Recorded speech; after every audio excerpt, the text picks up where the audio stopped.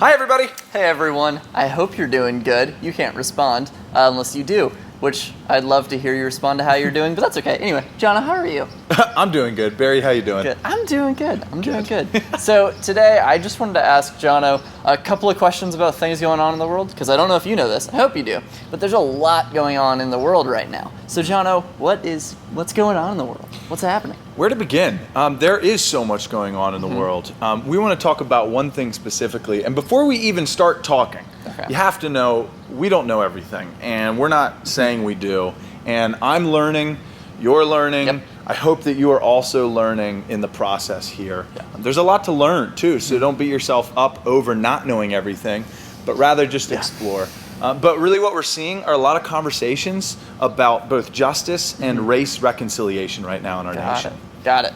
And so thank you for sharing that and helping us understand what's going on. But those conversations kind of make me feel uncomfortable sometimes, and I know that they probably make other people feel uncomfortable. So what do we do with that discomfort that maybe a lot of us are feeling right now? Yeah, and I think that's because in truth, we're supposed to feel uncomfortable right now. I think that is part of it. If we miss the discomfort, we're probably missing something here. Meaning, as Christians, so I am speaking specifically to Christians, we're not called to a life of ease and the path of least resistance. We're called to empathize with people. We're called to, like Jesus did, be a voice for those without a voice, to show up and care about minorities, about people who are hurting. And so if we feel uncomfortable, that's because there are things that aren't comfortable in our nation right now. And so part of it is to simply embrace the discomfort, but not in a judgmental way, but rather in an internal examination way. Meaning I'm going to look at myself. Why do I feel uncomfortable? Why does this bother me? Why does this affect me in the way that it does? And that's a great point to jump off of and have really good conversations with people about some of these topics. And take the position of learner rather than just teacher right away. Got it. Okay. That's awesome. That's really helpful.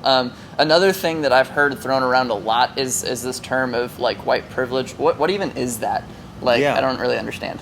Yeah, white privilege is not to make white people feel shamed. And I think that's an important part to understand. But it is a real thing that we need to understand. Okay. So we're seeking equality, not that one race is better than another. This is not a race where one's going to come in first. Yeah. That's not the goal. But we should understand as white people that there is a disparage here.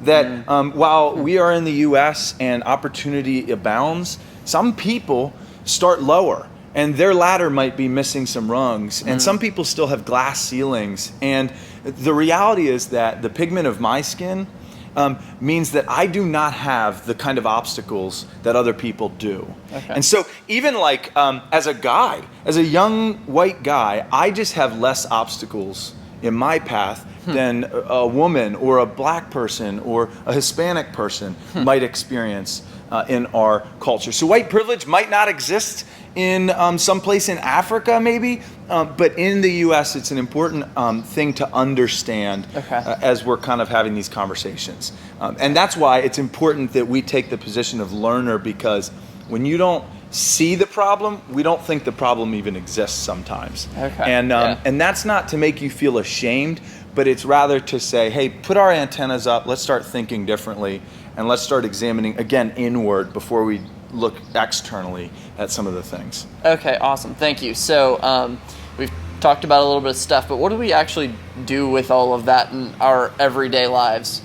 Yes. I've said it a lot, but one of the things is just to listen, right? To take in everything. This is a very complex, a very deep topic that has gone on over time as well. So there's just a lot of layers to it. See, it's not just riots. There's something beneath the surface that we need to look at. And so the first thing is really listen. Take on the attitude of listener and learner. And what I mean specifically with that is have conversations with people and all types of people.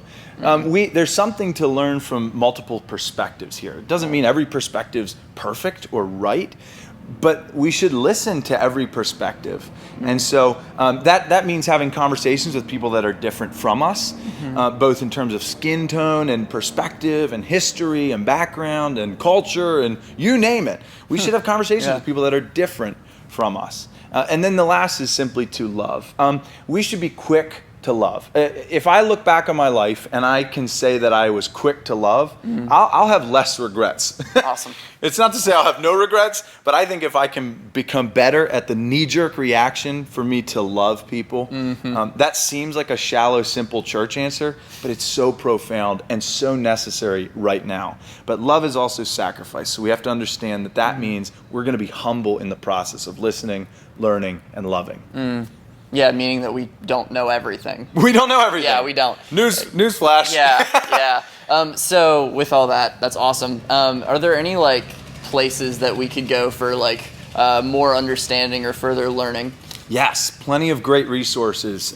Sometimes having the conversation feels clunky or awkward because we're like, where do I start? Yeah. I don't know what I don't know. Yeah. And so maybe we just want to learn first before we dive into conversations. I think that's valuable. And so there's a great video that we'll probably put all these links somewhere for you. But there's a great video regarding the topic of biblical justice that the Bible Project provided a while ago, but it's really good. Yeah. There's also some pastors that I would encourage all of us to listen to. Pastor Carl Lentz of Hillsong, New York, does an interview with Bishop T.D. Jakes. That's definitely worth a listen. And then Mike Todd, a pastor in Oklahoma at a church, he also has some really good stuff in a sermon that he just did recently. Awesome. So if you just Google or YouTube that stuff, it'll show up. It'll definitely show up. Oh, and then talk to us. Certainly. Again, we don't know everything, but we are happy to have these conversations. Absolutely. They're worth having. Yes, they are. Absolutely. Well, thank you, Jono. Thank you, Barak. Thank you, everyone, for watching. Have a good one. See ya.